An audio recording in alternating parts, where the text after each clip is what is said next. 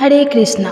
हर षष्ठी व्रत भाद्रपद मास के कृष्ण पक्ष की षष्ठी तिथि को रखा जाता है। इस व्रत में सुबह संकल्प लेकर व्रत प्रारंभ किया जाता है और फिर पूरे दिन हल से जोती गई या खेत में उगाई गई चीज़ों को नहीं खाया जाता है। इस व्रत को माताएं अपनी संतान की दीर्घायु और खुशहाली के लिए रखती हैं। मान्यता है कि इस दिन भगवान श्री कृष्ण के बड़े भाई बलराम जी का जन्म हुआ था, इसलिए माताएं अपने बच्चों की खुशहाली के लिए इस दिन बलराम जी की पूजा करके प्रार्थना करती हैं। इस व्रत को करने वाली माताओं के लिए पूजा में व्रत कथा का पाठ करना या श्रवण करना अनिवार्य होता है, वरना उनकी पूजा पूर्ण नहीं मानी जाती है। आइए सुनते हैं पद्म पुराण में दी गई हल षष्ठी व्रत की संपूर्ण कथा। कथा से पहले हम सभी बदलाव और छठी माता का ध्यान करें। श्रेष्ठ वर्णम महाबाहु नीलांबरधरम प्रभुम हल मसुलम युक्तम बलभद्रम नमाम्यम, अर्थात मैं श्वेत वर्ण महाबली नील वस्त्रधारी हाथों में हल और मसूर धारण करने वाले बलभद्र प्रभु को नमस्कार करती हूँ। पीताम्बरा सुवासनी पुष्पमाला अलंकृण हस्ते लडोक दुग्ध युक्तम षष्ठी देवी नमाम्यम, अर्थात मैं पीत वस्त्रधारी पुष्पमालाओं से सुशोभित हाथों में लड्डू और दूध धारण करने वाली षष्ठी माता को प्रणाम करती हूँ। हे हलधर बलराम, हे षष्ठी माई, आपकी कृपा से हमारे परिवार में सुख स्वास्थ्य बल और संतति का कल्याण हो। जन्म जन्मांतर के पाप मिटे, जीवन में धर्म सत्य और पराक्रम का वास हो। आपके चरणों में हमारा मन सदा अचल रहे और घर आंगन में अन्न धन और हर्ष उल्लास की वृद्धि हो। पहली कथा के अनुसार प्राचीन काल में एक ग्वालिन थी। उसका प्रसव काल अत्यंत निकट था। एक ओर वह प्रसव से व्याकुल थी तो दूसरी ओर उसका मन गौरस अर्थात दूध और दही बेचने में लगा हुआ था। उसने सोचा कि यदि प्रसव हो गया तो गौरस यूं ही पड़ा रह जाएगा और ख़राब हो जाएगा। यह सोचकर उसने दूध दही के घड़े सिर पर रखे और बेचने के लिए चल पड़ी, किंतु कुछ दूर पहुंचने पर ही उसे असहनीय प्रसव पीड़ा शुरू हो गई। तब वह एक झड़बेरी की ओट में चली गई और वहां उसने एक बच्चे को जन्म दिया और उस बच्चे को वह वहीं छोड़कर पास के गांव में दूध दही बेचने चली गई। संयोग से उस दिन हलष्ठी थी। गाय भैंस के मिश्रित दूध को वह केवल भैंस का दूध बताकर गांव वालों को बेच आई। गांव वाले भोले भाले थे, उसकी बातों पर विश्वास कर लिया। उधर जिस झड़बेरी के नीचे उसने बच्चों को छोड़ा था, उसके समीप ही खेत में किसान हल जोत रहा था। अचानक उसके बैल भड़क उठे और हल का फल शरीर में घुसने से वह बालक मर गया। इस घटना से किसान बहुत दुखी हुआ, फिर भी उसने हिम्मत और धैर्य से काम लिया। उसने झड़बेरी के कांटों से ही बच्चे के चीरे हुए पेट में टाँके लगाए और वही छोड़कर चला गया। कुछ देर बाद ग्वालिन दूध बेचकर आ पहुंची। बच्चे की ऐसी दशा देखकर उसे समझते देर नहीं लगी कि यह सब उसके पाप की ही सजा है। वह बड़े दुखी मन से सोचने लगी कि अगर मैंने झूठ बोलकर गाय का दूध ना बेचा होता और गांव की स्त्रियां का धर्म भ्रष्ट ना किया होता तो मेरे बच्चे की यह दुर्दशा नहीं होती। इसलिए मुझे लौटकर सब बातों गांव वालों को सच सच बताकर प्रायश्चित करना चाहिए। ऐसा निश्चय कर वह फिर वापस उसी गांव में पहुंची जहां उसने दूध दही बेचा था। अब वह गली गली घूमकर अपनी करतूत और उसके फलस्वरूप पीले दंड का बखान करने लगी। तब स्त्रियां ने सर्वधर्म की रक्षा के लिए और उस पर रहम खाकर उसे क्षमा कर दिया और आशीर्वाद दिया। बहुत सी स्त्रियों द्वारा आशीर्वाद लेकर जब वह फिर से झड़बेरी के नीचे पहुंची तो यह देखकर हैरान रह गई कि वहां उसका पुत्र जीवित अवस्था में पड़ा है। तभी उसने स्वार्थ के लिए झूठ बोलने को ब्रह्मा हत्या के समान समझा और कभी झूठ ना बोलने का प्रण कर लिया। एक समय राजा युधिष्ठिर ने भगवान श्री कृष्ण से कहा, हे मधुसूदन, आपने संसार के कल्याण के लिए ही अवतार धारण किया है। इस समय सुभद्रा और द्रौपदी अपने पुत्रों के मरने से शोकाग्रस्त है। और अभिमन्यु की मृत्यु पत्नी उत्तरा का गर्भ भी अश्वत्थामा के ब्रह्मास्त्र से खंडित हो गया है। माता पिता को संतान के बिना अत्यंत दुख हो रहा है। इसलिए हे प्रभु, आप कोई ऐसा व्रत, दान अथवा उपाय बताइए जिससे कि माता पिता संतान सुख से दुखी ना हो और उत्तम दीर्घायु और स्वस्थ संतान की प्राप्ति करें। यह सुनकर भगवान कहने लगे, हे राजन, मैं अब तुमको एक व्रत का बतलाता हूँ जिसको नियम पूर्वक करने से खंडित गर्भी जीवन पा जाता है और संतान दुखी नहीं होती। राजा युधिष्ठिर के पूछने पर भगवान श्री कृष्ण ने कहा, प्राचीन काल में सुभद्रा नाम का एक प्रसिद्ध राजा था। उसकी पत्नी का नाम स्वर्णा था और उनके एक हस्ती नाम का प्रतापी पुत्र था, जिसने अपने नाम से हस्तिनापुर। राजपुत्र एक दिन धात्री के साथ गंगा जी में स्नान करने गया और गंगा जल में जल क्रीड़ा करने लगा। इतने में ही यह ग्रह उसे जल में खींच ले गया। धात्री ने यह घटना जाकर रानी को बताई। यह सुनकर रानी स्वर्णा बहुत दुखी हुई और क्रोध में उसने धात्री के पुत्र को ही धकती हुई अग्नि में डाल दिया। इसके बाद राजा और रानी अपने अपने प्राण त्यागने को तैयार हो गए।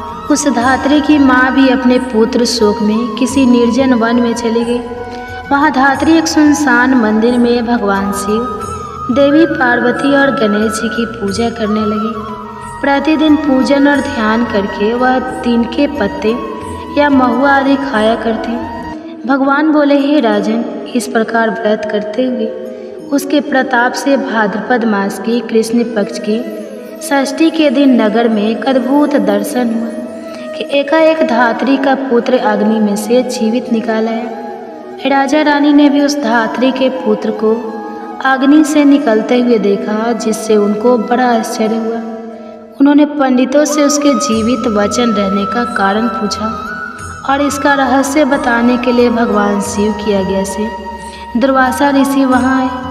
राजा ने दुर्वासा ऋषि को आया जानकर उनकी अगवानी करके अर्घ आदि से उनका पूजन किया और बारंबार नमस्कार करके धात्री के पुत्र के जीवित निकलने का कारण पूछा।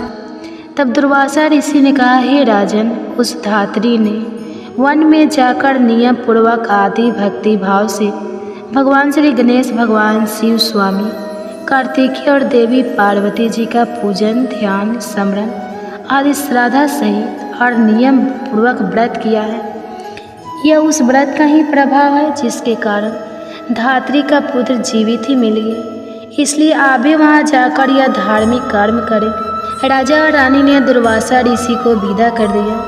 इसके बाद वे दोनों धात्री के पुत्र को साथ लेकर गए और धात्री उस समय वन में भगवान शिव का कुश और पलाश के नीचे अत्यंत श्रद्धा के साथ पूजन अर्चन कर रही थी। तब राजा ने धात्री को उसके पुत्र से मिला दिया। धात्री ने राजा को इस उत्तम व्रत के महात्म्य का सविस्तार वर्णन किया। उसने कहा, हे राजन, जिस दिन से आपके भय से त्रस्त मैं यहाँ आई, मैंने केवल वायु को ही भोजन करते हुए यहाँ भगवान गणेश, भगवान कार्तिकेय, भगवान शिव और देवी पार्वती जी की पूजा की है।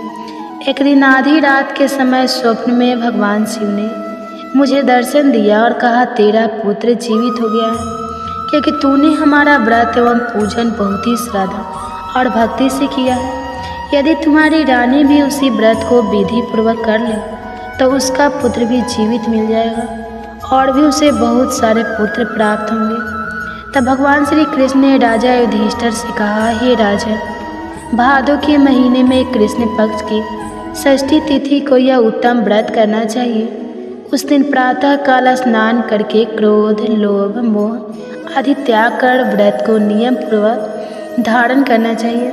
जब तक व्रती रहे किसी भी जीव की हिंसा न करे, व्रत संपूर्ण करने के लिए चींटी आदि का मार्ग भी उल्लंघन न करे और दोपहर के समय परिवार और मित्रों सहित ढाक और कुशा के नीचे भगवान शिव, देवी पार्वती, स्वामी कार्तिकेय और गणेश जी की प्रतिमा स्थापित करके धूप, दीप, नैवेद्य आदि से विनम्र भक्ति भाव से पूजा करें और प्रार्थना करें, हे सौम्य मूर्ति, पंचमुखी, शूलधारी, नंदी, श्रृंगी, महाकार्यम, आदि गणों से युक्त भगवान शिव को मैं साष्टांग नमस्कार करती हूँ। शिव हरकर्ता प्रकृति श्रेष्ठ हेतु सौभाग्यदायिनी गौरी और माता पार्वती को मैं नमस्कार करती हूँ। हे मयूरवाहन, हे क्रौच पर्वत का विदर्न करने वाले कुमार विशाख और शंखदव स्वामी कार्तिकों को बारंबार नमस्कार है। इस प्रकार इन चारों देवताओं की भली भांति पूजा करें, फिर ब्राह्मणों सहित गाजे बाजे से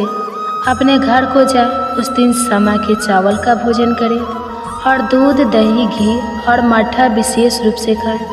जो स्त्री पुरुष इस व्रत को विधि से करते हैं वह पुत्र और पत्रवान होकर सुखी होता है। धात्री की ऐसी बात सुनकर राजा और रानी सभी ने विधि पूर्वक इस व्रत को किया, जिसके प्रताप से वह राजकुमार शीघ्र ही ग्रह के गले से निकलकर बोलने लगा। यह चमत्कार देखकर राजा और रानी ने भगवान शिव के चरणों में प्रणाम किया।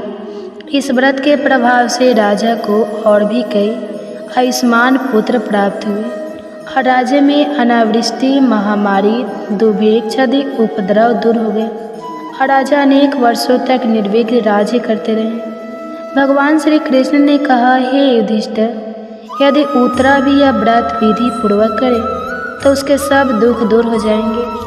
भगवान के से वचन सुनकर राजा युधिष्ठिर कृत्य हो गए और अश्वत्थामा द्वारा खंडित किया हुआ उत्तरा का गर्भ इस व्रत के प्रभाव से जीवित हो गया। इस व्रत के करने से वंश स्थिर होता है। इस प्रसंग को भगवान श्री कृष्ण ने राजा युधिष्ठिर से कहा तथा दुर्वासा ऋषि ने राजा सुभद्रा से कहा, हे राजन, इस व्रत को करने से उपरांत फिर उसको शास्त्रोक्त रीति से उद्धापन करें। उद्धापन में स्वर्ण, महर्षि, गौ और वस्त्र ब्राह्मणों को दान में दें। सोने अथवा चांदी की मूर्ति बनाकर वेद पाठी ब्राह्मणों सहित उनका पूजन करें। दुर्वासा ऋषि ने कहा, हे राजन, विद्वान धर्मनिष्ठ राजा युधिष्ठिर ने भी इस व्रत को उत्तरा से करवाया था, जिसके प्रभाव से उसका अश्वत्थामा द्वारा खंडित किया गया। गर्भ उदर में हिलने डुलने लगा और गर्भ राजा परीक्षित के रूप में प्रकट हुआ। जो कोई मनुष्य उत्तम व्रत करता है उसके सभी कार्य सिद्ध होते हैं, पुत्र पौत्रों की प्राप्ति होती है और शिवलोक में उसकी पूजा होती है। तो यह थी बलराम जयंती की कथा। अगर आपने कथा को पूरा सुना है तो कमेंट्स बॉक्स में बलराम की जय जरूर लिखिएगा। अब आप सुनिए कि बलराम जयंती यानी हलष्ठी छठ में क्या खाए, क्या नहीं खाए और इस व्रत को कैसे करें, इसकी संपूर्ण जानकारी अब आप सुनिए। इस दिन ऐसी कई चीज़ें हैं जिन्हें यदि खा ले तो आपका व्रत खंडित हो सकता है। तो इन सभी टॉपिकों की जानकारी आपको यहाँ प्राप्त होने वाली है। लेकिन आपसे विनती है कि अगर अभी तक आपने मेरे वीडियो में बने हैं तो प्लीज़ वीडियो को लाइक करके चैनल को सब्सक्राइब कर दीजिए और हो सके तो और भी जितने भी फैमिली फ्रेंड हैं सबके साथ शेयर कीजिए। और हाँ, कमेंट्स में बलराम की जय जरूर लिखिएगा। व्रत की सफलता और जीवन में सुख शांति के लिए कमेंट बॉक्स में अवश्य लिखिएगा जय हलट मैया की। तो चलिए बात करते हैं हल षष्ठी व्रत की। दोस्तों, हर साल भाद्रपद की कृष्ण पक्ष की षष्ठी तिथि को हल षष्ठी का व्रत रखा जाता है और इसी दिन भगवान श्री कृष्ण जी के बड़े भाई बलराम जी की जयंती भी मनाई जाती है। और बलराम जी का मुख्य शस्त्र है मूसल यानी हल, इसलिए उन्हें हलधर के नाम से भी जाना जाता है। इस पर्व का नाम उन्हीं के नाम पर ही रखा गया। हल षष्ठी व्रत को हाल छठ, ललहरी छठ, कमर छठ और अन्य नामों से भी जाना जाता है। इस व्रत को करने से संतान की दीर्घायु होती है और जिन महिलाओं के संतान नहीं है उन्हें भी श्रेष्ठ संतान की प्राप्ति होती है। इस व्रत को करने से संतान की आयु दीर्घ होती है। तो हल षष्ठी व्रत के कुछ खास नियम भी हैं। हल षष्ठी व्रत में हल से जुती हुई अनाज और सब्जियों का इस्तेमाल नहीं किया जाता है। इस व्रत में वही चीज़ खाई जाती है जो तालाब या मैदान में पैदा होती है, जैसे तिन्ही का चावल, नाड़ी का साग, केमड़ी का साग, पसई के चावल आदि। इस दिन इस व्रत में गाय के किसी भी उत्पाद जैसे दूध, दही, गोबर आदि का इस्तेमाल भी नहीं किया जाता है। हल षष्ठी व्रत में सिर्फ भैंस का दूध, दही, घी आदि का इस्तेमाल किया जाता है। इस दिन पूजा करने तक महिलाओं को निर्जला उपवास रखना चाहिए और पूजा करने के बाद इस दिन पसई के चावल यानी लाल चावल, मुआ, भैंस का दूध, दही आदि खाकर अपने व्रत को करें। इस दिन नारी का साग सेंधा नमक से मिलाकर सब्जी बनाएं। महुआ की चाय भी बनाई जा सकती है। सिंगाड़े का आटे की पूरी और पराठे भी बनाए जा सकते हैं। चलिए अब जानते हैं हल षष्ठी व्रत की पूजा विधि के बारे में।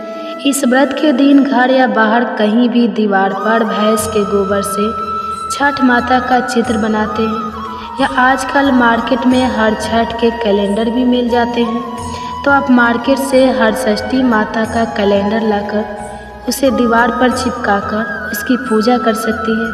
इसके बाद गणेश गौड़े की स्थापना करें। महिलाएं घर में ही तालाब बनाकर उसमें झड़बेरी, पलाश और कासे के पेड़ की डाल लगाकर उसकी भी पूजा करती हैं।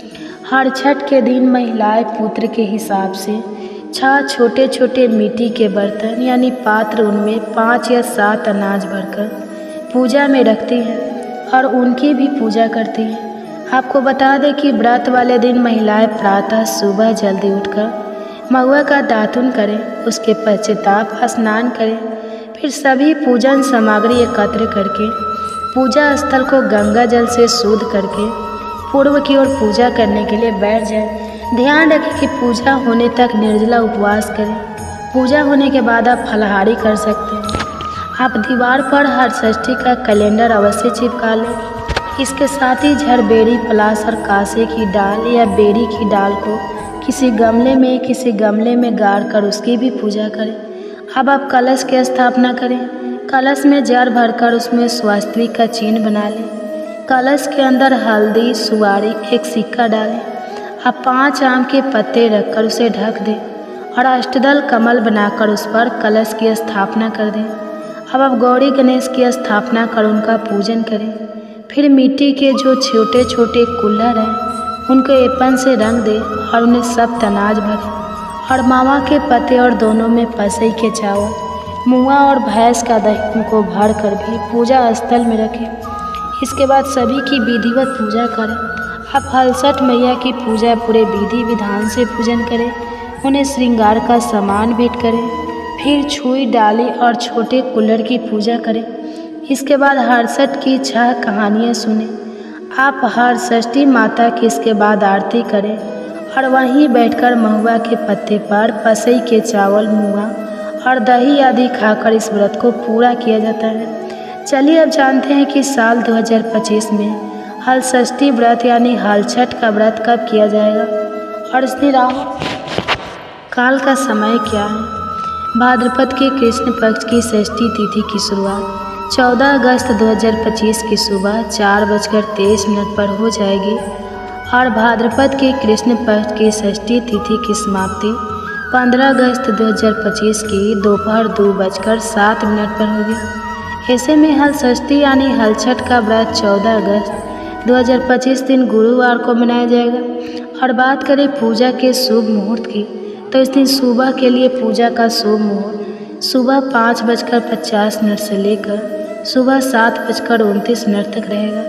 वहीं शाम के लिए पूजा का शुभ मुहूर्त शाम 7:01 से लेकर रात 9:44 तक रहेगा। और इस दिन सूर्योदय का समय सुबह 5:50 रहेगा और इस दिन सूर्यास्त शाम 7:01 पर होगी। और इस दिन राहु काल का दोपहर समय रहेगा 2:04 से लेकर दोपहर 3:43 पर रहेगा। दोस्तों, राहु का शुभ समय होता है, इस दौरान कोई भी शुभ कार्य ना करें। प्रिय श्रोताओं, यह जानकारी आपको अच्छी लगी तो कमेंट्स में जय माता दी जरूर लिखिए। वीडियो अगर थोड़ा सा भी अच्छा लगा हो तो कृपया लाइक करके शेयर अवश्य करें, साथ ही साथ चैनल को सब्सक्राइब करें। धन्यवाद। भगवान श्री कृष्ण स्वयं कहते हैं, जो मनुष्य इस ज्ञान को श्रद्धा से सुनता है वह गर्भ से जन्म नहीं प्रकाश में प्रवेश करता है, और जो माता इस अमृत वाणी को ग्रहण करती है उसका गर्भ स्वयं तपोभूमि बन जाता है, जहाँ आत्मा देव तत्व के स्पर्श से जागृत होती है। यदि आप इस चैनल पर नए हैं तो कृपया कर वीडियो को प्रेम से लाइक करें, सब्सक्राइब करें और कमेंट्स में जय श्री राधे कृष्ण अवश्य लिखें, क्योंकि जब हम ईश्वर को पुकारते हैं तो वह केवल सुनते नहीं उत्तर भी देते हैं। अब चलिए हम प्रवेश करते हैं उस दिव्य वाणी में, जहाँ अर्जुन श्री भगवान से पूछते हैं, हे मधुसूदन, यदि आत्मा अजर अमर और अविनाशी है तो वह बार बार इस जगत में जन्म क्यों लेती है? हे प्रभु, ऐसा कौन सा बंधन है जो आत्मा को एक योनि से दूसरी योनि में, एक देह से दूसरी देह में प्रवास के लिए बांधे करता है? हे वासुदेव, ऐसा कौन सा पाप है जो मनुष्य को नरक की ओर ले जाता है, और ऐसा कौन सा पुण्य है जो उसे मोक्ष की ओर अग्रसर करता है? हे जनार्दन, क्या कोई उपाय है जिससे आत्मा इस 84 लाख योनियों के चक्र से मुक्ति पा सके? कृपा कर मुझे केवल ज्ञान नहीं, वह अमृत दीजिए जो जन्म को विराम दे, जो मरण को विश्राम दे। श्री भगवान बोले, हे पार्थ सुनो, जिस प्रकार जल को चाहे जितनी बार उबालो, यदि अग्नि बुझ जाए तो वह फिर से शीतल हो जाती है, उसी प्रकार जब आत्मा तप और ज्ञान की अग्नि से स्वयं को शुद्ध नहीं करती तो वह फिर से संसार के शीतल जल में उतर जाती है। यह जल बाहर से शांत लगता है, लेकिन भीतर से बंधनों की गहराई से भरा होता है। हे कुंती पुत्र, आत्मा ना तो कर्मों से बच सकती है, ना ही उनके फल से। वह जो बोती है वही उसे भोगना पड़ता है। जैसे कोई किसान यदि बबूल बोए तो आम की आशा नहीं कर सकता, वैसे ही जो मनुष्य क्रोध, मोह, छल, अहंकार, वासना और लोभ से युक्त कर्म करता है, वह उन्हीं के अनुरूप योनियों में जन्म पाता है। कोई पशु बनता है, कोई पक्षी, कोई नाग, कोई कीट, कोई जलचर, कोई वनस्पति, और कोई तो अदृश्य पीड़ा में जलती आत्मा बनकर फिरता है।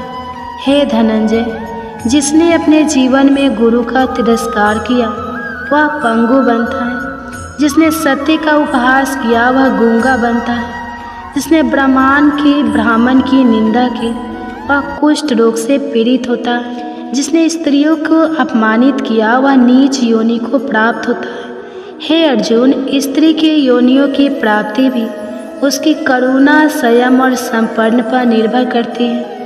जो स्त्री रसोई बनाकर पहले स्वयं खाती है और फिर परमेश्वर को अर्पण करती है वह अगले जन्म में बिल्ली बनती है। जो झूठे व्रत करती है वह चंडालनी बनती है, लेकिन जो स्त्री श्रद्धा और सेवा से युक्त होती है, जो पति को परमेश्वर मानकर पूजन करती है, जो मातृत्व में सच्चे भाव नजर आती है, जीवन जीती है, वह देवलोक की पात्र बनती है और कभी कभी मानव रूप में पुनः जन्म लेकर मोक्ष का अधिकारी बनती है। हे पार्थ, अब मैं तुझे एक कथा सुनाता हूँ। यह कथा एक वानर की, जो पिछले जन्म में एक धनी व्यापारी था, परंतु अत्यधिक लालच और करुणाहीनता के कारण उसने भूखे ब्राह्मण को भोजन ना देकर अपमानित किया था। वह बोला था कि ब्राह्मण भीख के पात्र नहीं होते, काम कर, अर्जित कर और फिर खा। उसी क्षण उस ब्राह्मण ने ना रोष किया न श्राप किया, वह चुपचाप चला गया। परंतु मैंने देखा, सुना और गिना, जब व्यापारी की मृत्यु हुई तो वह वानर योनि में चला गया। जंगल में भटकता हुआ, फल फूल खाने के लिए लड़ता हुआ, पीड़ा में अकेला और भयभीत, उसे स्मरण नहीं था कि वह कौन सा, परंतु उसकी आत्मा भीतर से कहती थी कि उसने कोई अपराध किया है। यही है कर्म की गूढ़ गति। हे पार्थ, यदि तू इस गति से बचना चाहता है तो अपने कर्मों को निर्मल कर, प्रेम से कर, सेवा से कर, भक्ति से कर और सबसे अधिक ज्ञान से कर, क्योंकि ज्ञान ही वह दीपक है जो आत्मा के पथ को प्रकाशित करता है। अर्जुन ने पूछा, हे माधव, ज्ञान तो कठिन है और यह मन चंचल, विकारी और स्वार्थी है। हे गोविंद, ऐसा कौन सा कर्म है जिसे करते हुए मनुष्य मुक्त हो जाता है, और ऐसा कौन सा काम है जो उसे बंधन में डाल देता है? कृपा कर वह भेद बताइए जिससे मैं सदा के लिए स्वयं से रहित हो जाऊं। भगवान बोले, हे पार्थ, सरल उपाय है। हर वह कर्म जो बिना अपेक्षा, बिना फल की इच्छा और किसी के भले के लिए किया जाए वह मुक्ति का कारण बनता है, और हर वह कर्म जो अहंकार, स्वार्थ, वासना या अपमान से प्रेरित हो वह बंधन का कारण बनता है। जैसे एक ही अग्नि से कोई यज्ञ करता है तो पुण्य मिलता है, वही अग्नि से कोई किसी का घर जलाए तो पाप बनता है। वैसे ही कर्म का आजौर नहीं, उसका भाव महत्वपूर्ण है। हे द्वारिकापति, हे वसुंधर, हे नीलकंठ, एक प्रश्न और मेरे हृदय में उठता है, कृपा करके उसका समाधान भी दीजिए। हे प्रभु, ऐसा कौन सा पाप है जिसके कारण किसी मनुष्य की पत्नी असमय ही मृत्यु को प्राप्त होती है? हे कमल नयन, ऐसा कौन सा कर्म है जिससे संतान का जीवन अल्पकाल में ही समाप्त हो जाता है? हे करुणामय श्री हरि, वह कौन सा अपराध है जिसके कारण पुरुष अपनी पुरुषत्व शक्ति खो देता है और नपुंसक हो जाता है? कृपा कर बताइए, जिससे हम सब अपने जीवन में उन भूलों से स्वयं को बचा सके। श्री भगवान बोले, हे पार्थ, सुनो और समझो, जो मनुष्य किसी से आर्ण लेता है और उसे लौटा आता नहीं, अपने जीवन में दोषों से घिर जाता है। ऐसा व्यक्ति अपने ऊपर जो भार छोड़ता है वह भार उसकी पत्नी को वहन करना पड़ता है, और उस पाप का फल यह होता है कि उसकी स्त्री का जीवन असमय ही समाप्त हो जाता है। जिसने किसी की अमानत को सहेजने के स्थान पर उसे स्वयं के स्वार्थ के लिए छिपा लिया, उसकी संतान का जीवन छीन हो जाता है। ऐसे पुत्र कम अवस्था में ही मृत्यु को प्राप्त होते हैं, क्योंकि उनकी देह में वह पुण्य नहीं जो पिता द्वारा संरक्षित होना चाहिए था। हे अर्जुन, जो व्यक्ति किसी को सहायता देने का वचन देता है और समय आने पर उस सहायता से मुख मोड़ लेता है, उसका पुरुष तत्व नष्ट हो जाता है। उसका शरीर तो पुरुष का होता है, पर उसकी आत्मा दुर्बलता से भर जाती है। वह संकोच और असमर्थता में बंध जाता है। यही नपुंसकता का कारण बनती है। इसलिए हे पार्थ, वचन को ईश्वर मानो, दान को उत्तरदायित्व और परहित को अपना धर्म, तभी जीवन में संतुलन बना रहेगा और दोषों से रक्षा होगी। अर्जुन ने पूछा, हे जगत गुरु, हे करुणा सिंधु, यदि कोई मनुष्य किसी रोग से जीवन भर पीड़ित रहता है तो कृपा कर बताइए, ऐसा कौन सा पाप होता है जिसके कारण यह रोग अस्थायी रूप से शरीर में बस जाता है? और हे वासुदेव नंदन, ऐसा कौन सा अधर्म है जिसके कारण मनुष्य को गधे या घोड़े की योनि प्राप्त होती है और यह बोझ ढोते हुए जीवन व्यतीत करता है? हे त्रिलोकीनाथ, स्त्रियों को कौन सा पाप ऐसी योनि में ले जाता है कि वह बिल्ली बनकर जन्म लेती है? कृपा करके विस्तार से बताइए। श्री भगवान बोले, हे धर्मवीर अर्जुन, जो मनुष्य कन्यादान करते समय मूल्य लेते हैं, अर्थात विवाह को भी लेन देन का माध्यम बना देते हैं, वे उस पवित्र कर्म को अपवित्र बना देते हैं। ऐसे व्यक्ति जीवन भर रोगों से ग्रसित रहते हैं। उनका शरीर कभी पूर्ण शांति और आरोग्य नहीं पा सकता। जो व्यक्ति मांस और मदिरा का सेवन करते हैं, जो पर पीड़ा में आनंद पाते हैं, वे अपनी चेतना को नीचे की ओर गिरा देते हैं, और इस पतन का परिणाम होता है गधा या घोड़ा बनकर जन्म लेना। जो झूठी ही गवाही देते हैं, सत्य को दबाते हैं और न्याय के मार्ग में बाधा बनते हैं, वे स्त्री योनि को प्राप्त होते हैं, परंतु उस योनि में भी वे दीनता और परवस्तता से बंधे होते हैं। और जो स्त्रियां रसोई बनाकर पहले स्वयं भोजन करते हैं और फिर देवता अथवा घर के बड़ों को अर्पण करते हैं, वे अगले जन्म में बिल्ली की योनि में जन्म लेते हैं, क्योंकि उनकी वृत्ति पहले स्वयं की तृप्ति है, ईश्वर की नहीं। और जो स्त्री या पुरुष झूठी वस्तु दान करते हैं, दिखावे के लिए दान करते हैं, उनका अगला जन्म पराधीनता और दुख से भरा होता है। वे गृह में तो रहते हैं, पर अपने मन और देह दोनों में स्वतंत्र नहीं रहते। वही होते हैं वे जो यथार्थ से दूर रहते हैं, और उन्हीं को मिलती है नीच योनि। हे पार्थ, यह सब मैंने तुझे इसलिए बताया ताकि तू इन सब पापों से स्वयं को और संसार को बचा सके।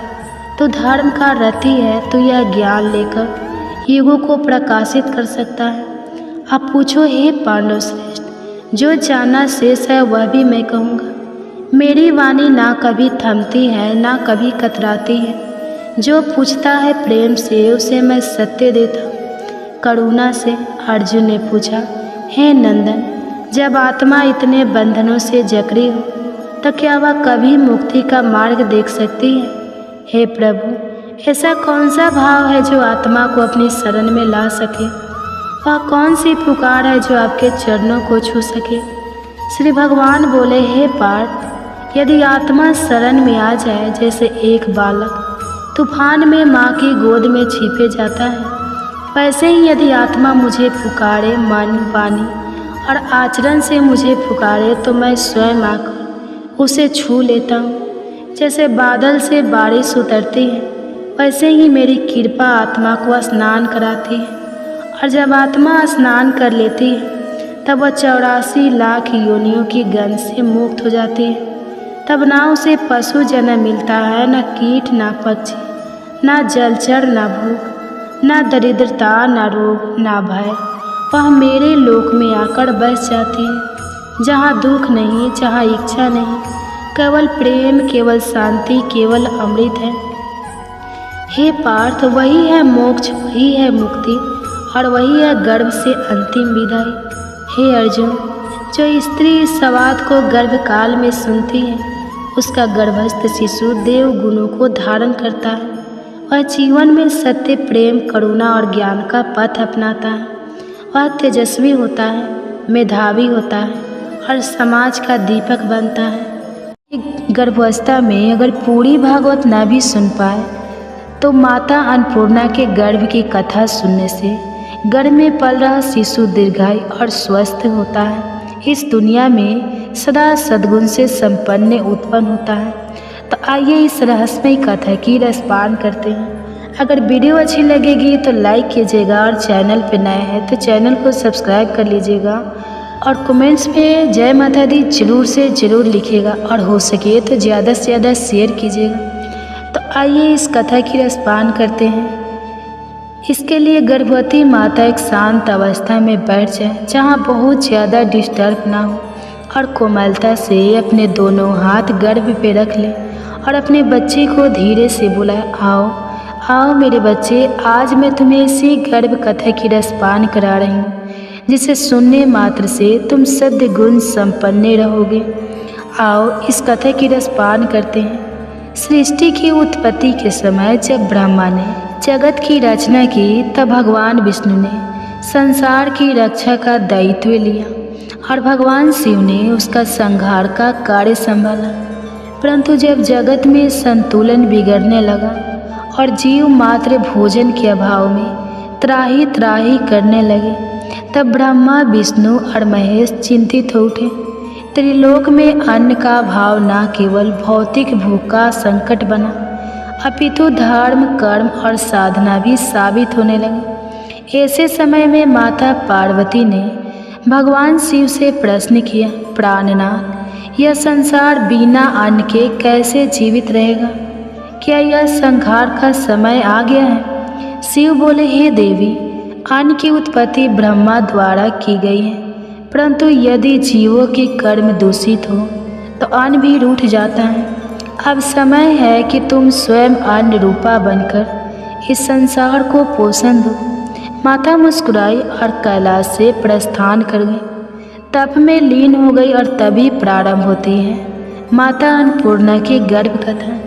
तो प्लीज़ आपसे रिक्वेस्ट है कि वीडियो में आगे बढ़ने से पहले आप वीडियो को लाइक कीजिए और चैनल पर नए हैं तो सब्सक्राइब कर लीजिए और जय माता दी की जयकारा लगा के ही जाइए और वीडियो को पूरा ध्यान से जरूर सुनिएगा, आधा अधूरा नहीं काटिएगा, क्योंकि आधा अधूरा ज्ञान हमेशा घातक होता है। तो वीडियो को पूरा अंत तक जरूर सुनिएगा। अच्छी कथा है। गर्भ में शिशु आनंदित होगा। काशी नगरी में महादेव एक दिन ध्यानस्थ थे, तभी उन्हें भविष्य की छाया दिखाई दी। संपूर्ण विश्व में अन्न संकट उत्पन्न होगा, जल सूख जाएंगे, धान्य नष्ट होंगे और लोग एक दूसरे का अन्न छीनने को विवश होंगे। भगवान शिव ने एक ब्रह्मांडीय यज्ञ का संकल्प लिया, जिसके लिए उन्हें देवी शक्ति के अनुरूप अवतार की आवश्यकता थी। उसी समय ब्रह्मलोक में ब्रह्मा जी को स्वप्न में दिव्य प्रकाश दिखाई दिया। आकाशवाणी हुई, हे ब्रह्मा, अन्न की देवी का अवतार होने वाला है। वह शक्ति रूपा गर्भ में आकर काशी में प्रकट होगी और धरती पर अन्न की वर्षा करेगी। ब्रह्मा जी ने यह सूचना भगवान विष्णु और भगवान शिव को दी। त्रिदेवों ने देवी को उसके स्वागत हेतु यज्ञ प्रारंभ किया और ब्रह्मांडनीय गर्भ मंत्र से देवी को आमंत्रित किया। सृष्टि के संतुलन हेतु माता पार्वती ने शक्ति स्वरूपा अनुरूपा अन्नपूर्णा का रूप धारण करने का संकल्प लिया। उन्होंने स्वयं को तपस्या में लीन कर लिया और अग्नि से गर्भ प्राप्त किया। यह गर्भ कोई साधारण नहीं था, यह ज्ञान, करुणा और अन्य के दिव्य तत्वों से युक्त था। उनकी तपस्या से ब्रह्मांड की ऊर्जा जागृत उठी। आठों दिशाओं में सुगंध फैल गई। गंधर्व, अप्सराएं, ऋषिगण सभी देवी की इस अवस्था को देखकर चमत्कृत हो उठे। देवी अन्नपूर्णा के गर्भ की स्थिति अन्य देवी अवतारों से भिन्न थी। वहाँ न अंधकार था न उजाला, वहाँ थी केवल सात्विक ऊर्जा और यज्ञ की अग्नि। गर्भ में रहते हुए ही देवी ने यह निश्चय कर लिया कि वे न केवल अन्न देगी बल्कि प्रत्येक जीव को भूख से मुक्ति भी देगी। वे संकल्प करती है, जिस दिन मेरा स्मरण कोई भूख जीव करेगा उस दिन अन्न स्वयं उसके पास पहुँचेगा। गर्भस्थ रहते हुए ही देवी ने स्वप्न में अनेक ऋषियों और भक्तों को दर्शन देना प्रारंभ किया। वाराणसी के एक महात्मा श्री महेश्वर नारद जी को माता ने स्वप्न में आकर कहा, हे महात्मा, मैं काशी में प्रकट होने वाली हूँ, मेरे लिए अन्न मंडप तैयार करो। उसी समय से काशी नगरी में एक विशेष अन्न यज्ञ की तैयारी शुरू हो गई। दूसरी ओर अन्न संकट की मार से पीड़ित लोग धीरे धीरे काशी की ओर आकर्षित होने लगे, जिन्हें यह भी नहीं पता था कि वहाँ कोई देवी प्रकट होगी। वे भी कोई किसी अदृश्य शक्ति से खींचते चले जा रहे थे। सावन मास की पूर्णिमा को मध्य रात्रि में जब आकाश में चंद्रमा अपनी पूर्णता पर था, उसी क्षण देवी अन्नपूर्णा का जन्म हुआ। उनका जन्म किसी मानव स्त्री से नहीं बल्कि स्वयं पार्वती के तप से, अग्नि और अन्न के तेज से हुआ था। काशी में एक दिव्य मंडप के मध्य जब यज्ञ की अग्नि पूर्णाहुति के लिए जल रही थी, तभी वहाँ दिव्य प्रकाश फैला। उस प्रकाश से देवी प्रकट हुई। उनके हाथों में अन्नपूर्णा माँ पात्र था, जिसमें से अन्न स्वतः झड़ रहा था। उनकी आँखों में करुणा थी, मुख पर तेज और वाणी में अन्न की अमृत वर्षा थी। काशी नगरी में प्रकट होते ही माता अन्नपूर्णा का तेज ऐसा था कि लोगों की भूख बिना अन्न के ही मिटने लगी। परंतु वे एक शिशु के रूप में प्रकट हुई थी, एक अद्भुत कन्या जिनका स्पर्श ही अन्न का स्रोत बन जाता था। उनका लालन पालन वाराणसी के एक ब्राह्मण परिवार में हुआ, जिसे महादेव ने आशीर्वाद दिया था। इस कन्या ने बचपन से ही ऐसा चमत्कार दिखाया कि काशी वासियों ने कहना शुरू कर दिया, यह कन्या नहीं स्वयं अन्न की देवी है। जब नगर में अनाज की बोरियां चोर उठा ले गए तो बालिका ने अपने हाथ से भूमि पर रेखा खींच दी और वहाँ से अन्न फूटने लगा। एक दिन एक भूखा साधु आया। माता ने उसे अन्न पात्र में थोड़ा चावल दिया। साधु जब उसे खाने बैठा तो देखा कि उसका पात्र भरता ही जा रहा है। नगर के सबसे निर्धन घर में उन्होंने अपने छोटे से हाथ से रोटी बनाई और उस परिवार को 1 सप्ताह तक भूख नहीं लगी। महादेव एक दिन माता की परीक्षा लेने स्वयं एक भिक्षु के रूप में उनके द्वार आए। उन्होंने कहा, हे कन्या, क्या तुम मुझे अन्न दे सकती हो? माता मुस्कुराई और उन्हें अन्न का पात्र दे दिया। परंतु जैसे ही शिव ने एक ग्रास खाया, पात्र फिर से भर गया। शिव ने पूछा, तुम कौन हो देवी? यह अन्न समाप्त क्यों नहीं होता? माता बोली, हे नीलकंठ, यह अन्न उस करुणा का प्रतीक है जो ममता से जन्म लेती है। यह समाप्त नहीं होता क्योंकि इसका मूल प्रेम है। शिव ने तब उन्हें पहचान लिया और कहा, तुम पार्वती नहीं, शक्ति की उस अनंत रूपा हो जो संसार को पालती है। तुम ही अन्नपूर्णा हो। देवी ने यह समझ लिया कि संसार में अन्न केवल भोजन नहीं बल्कि धर्म, ज्ञान और जीवन का मूल तत्व है। उन्होंने शिव के साथ मिलकर एक दिव्य सभा का आयोजन किया जिसमें ऋषि, मुनि, यक्ष, गंधर्व, देवी देवता सब उपस्थित हुए। वहाँ उन्होंने घोषणा की, जिस भूमि पर अन्न का अपमान होगा वहाँ से मैं चली जाऊंगी। जहाँ अन्न को देवता समझकर पूजा होगी वहाँ मैं सदा वास करूंगी। देवी ने अन्नमय ब्रह्मा की स्थापना की, अर्थात अन्न भी ब्रह्मा का रूप है। उन्होंने कहा, भूख मिटाना ही सच्चा धर्म है। अन्न दान को सर्वश्रेष्ठ दान घोषित किया गया। अन्न परम दानम। भगवान शिव ने मां अन्नपूर्णा से प्रार्थना की, हे देवी, कृपा करके काशी में वास करो ताकि यह भूख से मुक्त रहे।